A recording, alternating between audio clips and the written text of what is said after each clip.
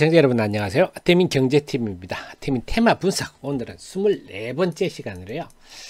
오늘 장에서 하이드로리튬이 급등을 하고 또 보면요, 대신에 또 금양 같은 종목은 급락을 하고 참 혼란스럽습니다. 그래서 저한테 하이드로리튬이 왜 이렇게 올랐습니까? 금양 왜 이렇게 빠졌습니까? 도대체 수산의 리튬이 뭡니까? 하는 질문을 많이 하셔서 이 부분을 총정리하는 시간으로 하겠습니다. 그래서 리튬이 뭐고, 수산의 리튬 정제가 왜 부각되는가, 관련주를 총정리하고 대응 전략까지 짜보도록 하겠습니다. 여러분 다 아시겠지만 네이버 카페에서요, 하태민 검색하시면, 제 카페 남다른 주식 투자의 길 나오니까 많은 참고하시고요. 그 속에서도 제가 보시면 데일리, 장중 속보, 전부 리포트들을 전부 제가 다 쓰고 있습니다. 업종 테마 분석 들어가시면, 자, 좀 우선은 좀 변화가 있었던 게 왜 오늘 하이드로리튬이 이렇게 24%나 급등하면서 부각됩니까 했는데요. 사실은 부지런한 분들은 봤습니다. 뭐냐, 전웅 박사가 좀 이따 설명하겠지만 어제 하이드로리튬 종토방에서 글을 올렸어요. 그게 큰 역할을 했다 하는데 우선 살펴보겠습니다. 우선 이제 하얀 석유 리튬 이런 말씀인데요. 우리가 보시면, 자, 한번 보시면 경암형이란 거는 그냥 리튬 광석입니다. 광석은 이미 여기서 수산의 리튬을 추출하는 게 그리 어렵지는 않습니다.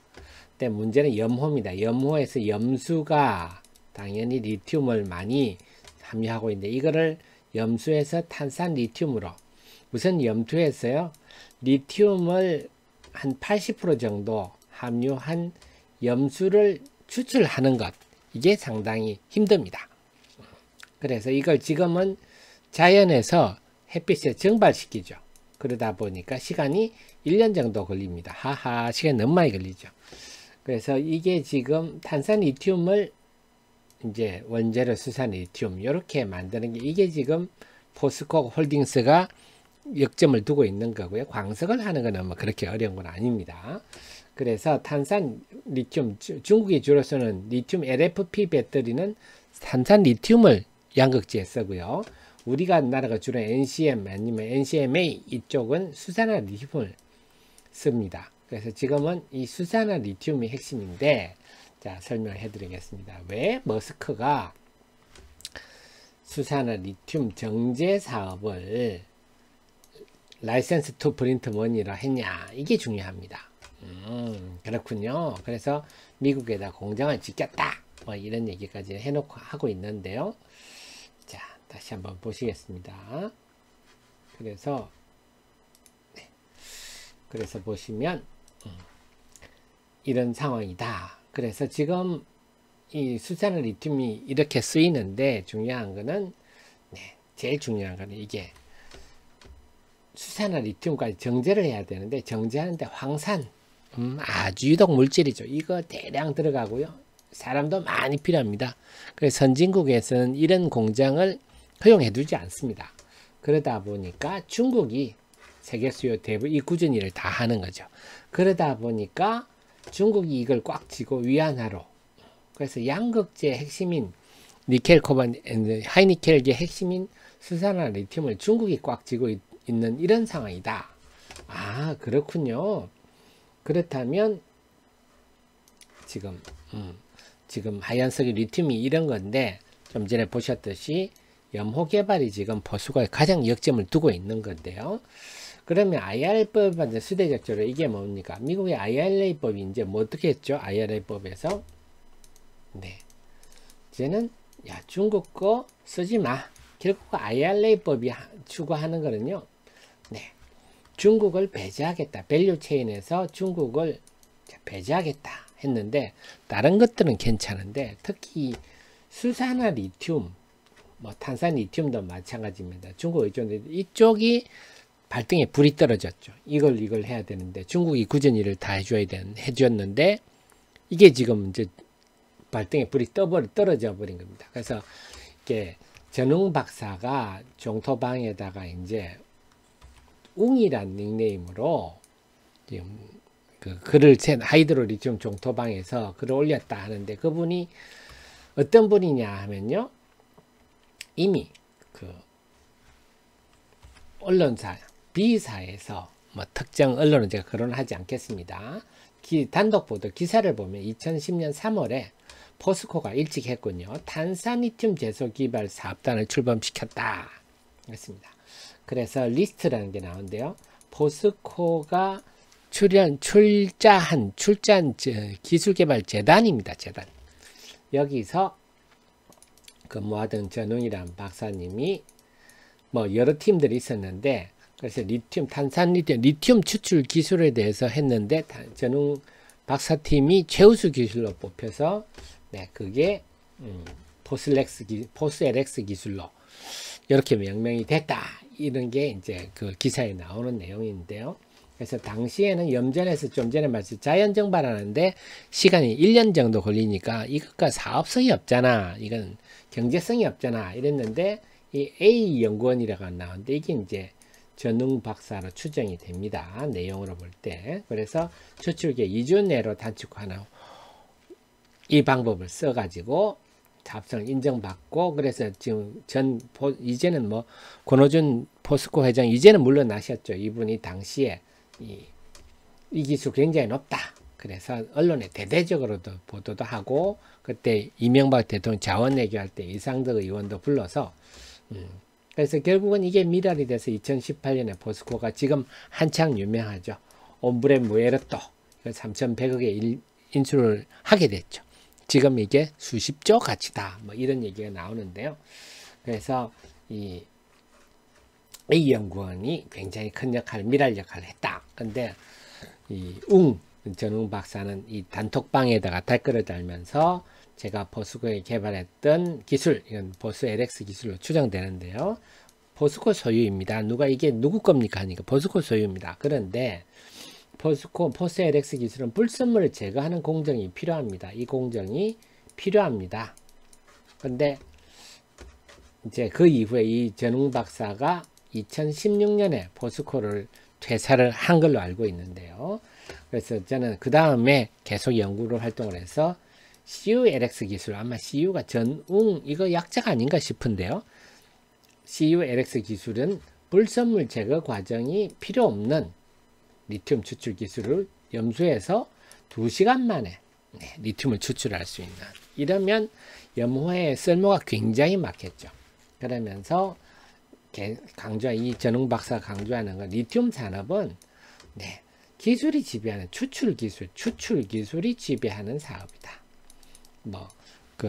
광산은 별도 치더라. 염호는 이게 불순물이 워낙 많기 때문에 지금 하이니켈에 쓰는 순도가 99.99%, 완전 고순도, 초고순도 수산화 리튬이 필요한데 이 불순물 때문에 못했는데, 요거를 그래서 불순물을 리튬 추출 못하면 염호는 아무 가치도 없는 그런 거다. 그런데 이 기술이 중요하다. 그래서 기술이 있으면 염호가 살아나는 거고, 기술이 없으면 염호는 아무 쓸데기 없는 거다. 이런 얘기입니다. 아, 그렇군요. 이렇게 알 수가 있겠죠. 그래서 여기서 전웅 박사가 또 일부 지적을 했습니다. 도대체 제품이 나오기는 나옵니까 하는데요.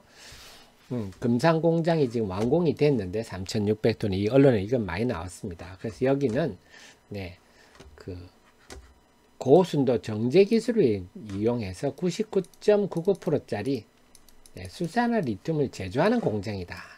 그래, 황산은 전혀 사용하지 않고, 그러니까 허가가 났겠죠. 환경부 허가가. 그래서 그렇다면 뭐 테슬라가 머스크가 텍사스에 짓겠다 했는데요. 거기도 황산을 때려붓는 거는 미국이 허락을 안 해주겠죠. 아마 이런 것들이 좀 참고하지 않을까 싶은데요. 그래서 언제 제품이 나오냐 했는데, 일반적으로 화학 공장이 뭐 3개월, 6개월 시 가동을 하지 않습니까? 그런데 리튬 플러스는 일주일을 목표로 하고 있고 1개월이 걸려도 엄청난 거다. 이 내용으로 봐서는 그래서 너무 조급하게 생각하지 말아달라. 제가 볼 때는 빠르면 한 11월, 늦어도 한 12월에는 양산 가동을 할 거다. 이렇게 예상을 해볼 수가 있겠습니다. 그러면서 이수화학도 리튬 플러스 수산의 공급을 부탁하고 있다. 이런 게 뭐냐면 이수화학은 전고체 전지에 들어가는 황화리튬을 지금 개발하고 있거든요. 이 리튬도 필요하니까 고순도 리튬이 이런 얘기입니다. 그래서 이수화학에서 이 말을 뭐 고지고대로 우리가 믿을 수는 없지만 어쨌거나 이수화학이 요청했다 한다면 어느 정도 검증이 완료됐다. 네, 그래서 이걸 전체 정리를 하면 네, 전흥 박사의 CULX 기술은 염수로부터 불순물 제거 광정 없이 짧은 시간에 리튬을 추출하는 세계 유리 기술이다. 그 주장하는 바죠. 주장하는 바 우리가 앞으로 확인이 돼야 되겠습니다. 그다음에 금산 공장은 네, 황산을 중국처럼 황산을 막 때려 붓는 게 아니라 네, 그래서 고순도 정제 기술을 가지고 수산화 리튬을 제조한다. 이게 국내 최초죠 지금. 그래서 빠르면 11월 10일 가동될 이런 내용들이었습니다. 이걸 보면서 이제 리튬에 대해서 전반적인 흐름을 우리는 이 종토방을 통해서 알 수가 있었습니다. 자, 그러면 관련주들을 한번 쭉 정리해 볼 필요가 있는데요. 최근에 가장 큰 이슈가 된 게 금량이죠. 금량이나 미래나노텍은 미세 가공입니다. 미세 가공. 잘게 뽀갠다 하는 겁니다. 수산의 리튬을 미세 분말을 한다는 겁니다. 0.2 마이크로미터까지 크기로. 근데 아직 금량은 매출은 없어요. 매출은 아직 없습니다. 미래나노텍은 JNK라는 회사를 인수해서 여기서 JNK가 원래 분말화해서 양극재업체 공급하는 업체거든요. 작년에 191억 매출을 발생했습니다. 그런데 말 그대로 미세 가공이기 때문에 이쪽은 영업이익률이 낮은 편입니다. 그냥 가공이니까요. 그래서 어쨌거나 지금 주식시장은 금량이 지금 선도를 해서 오늘은 많이 빠졌습니다만 금량이 지금 선도를 하고 있는 상황이고 그 다음이 미래나노텍이 그 다음을 따라가는 가공업체들이 먼저 움직이는데 이건 시장을 아직은 잘 몰라서 그렇지 않나 이런 생각을 제가 해보게 됩니다. 그래서 지금은 그 다음에 지금 머스크가 말한 정제 라이센스 투 프린트 머니다 정제 부분인데요. 포스코 홀딩스는 2025년부터 국내에 생산하겠다 이렇게 밝히고 지금 투자를 하고 있고요. 에코프로는 자회사 에코프로 이노베이션이 수산화 리튬 정제를 지금 하고 있는데 뭐 확인된 바는 없습니다. 후면은 아직 99.99는 못 만들고 공업용 수산화 리튬을 생산하고 있다. 이 정도로 지금 후문이 들리는데 이건 지켜봐야 되겠습니다. 어쨌거나 이들은 시총이 상당히 크죠. 그 다음에 하이드로 리튬은 금산국 전흥 박사가 관여하는 데가 하이드로 리튬 WI인데 금산공장은 하이드로리튬 완공. 요거는 하이드로리튬의 최대 주주가 리튬 플러스입니다. 그래서 리튬 플러스가 지금 금산공장을 완공을 리튬 플러스가 금산공장을 완공해 있는 상황이다. 그래서 사실은 이 부분이 앞으로 중요한 포인트다. IRA법이 만약에 IRA법이 없다면 이거는 사실은 기술은 뭐 뛰어나더라도 뭐 뛰어난 기술이다 정도였을 거예요. 왜냐? 뭐 중국 거 쓰면 되죠. 뭐 중국이 오염되든지 말든지 지금처럼 쓰면 되는데 IRA법에서 중국을 못 쓰게 하다 보니까 네, 지금 이게 핵심이 돼버린 거죠. 그동안 이 수산화 리튬 정제가 워낙 중국이 높았기 때문에 그 다음에 수산화 리튬 분말에서 철을 제거하는 장치를 만드는 회사가 대본 마그네틱이죠. 그걸 바탕으로 해서 양극재에서 철을 제거, 수산화 리튬의 털을 제거하는 이런 가공, 이것도 가공이라 봐야 되겠습니다. 소재 가공, 이건 소재 가공이라 봐야 되겠죠. 가공을 하는 그런 업체가 대본 마그네틱. 어쨌거나 좀 관련 수산화 리튬 관련해서 미세 가공을 하든지 소재 가공을 하든지 정제를 하든지 관련주는 이런 것들이 있고 시가총액은 이렇다 이렇게 보이는데 그 중에는 핵심은 이 정제다. 이 말은 머스크가 한 얘기다 하는 거예요. 그래서 이 정제 관련주 중심으로 접근하는 게 찐이다 이렇게 볼 수가 있겠습니다. 과연 뭐 지금 아직 시장에서는 우리나라에서는 수산화 리튬 정제 공장은 사실 지난번에 언론 보도로 금산 공장이 세계는 8번째고 국내는 최초다 이렇게 했는데요. 과연 이게 앞으로 어떻게 구체화될지 우리가 아주 흥미롭게 지켜봐야 지겠고요. 여기서 여러분이 알 수 있는 게 이번에 전웅 박사의 종토방 일종의 IR이 되겠습니다. 이걸 통해서 우리가 리튬이나 수산화 리튬이 이런 특징이 있구나 이런 걸 알 수가 있겠습니다. 네, 도움 되셨으면 좋아요 꼭 눌러주시고요. 저 다음 이 시간에 또 뵙겠습니다. 고맙습니다.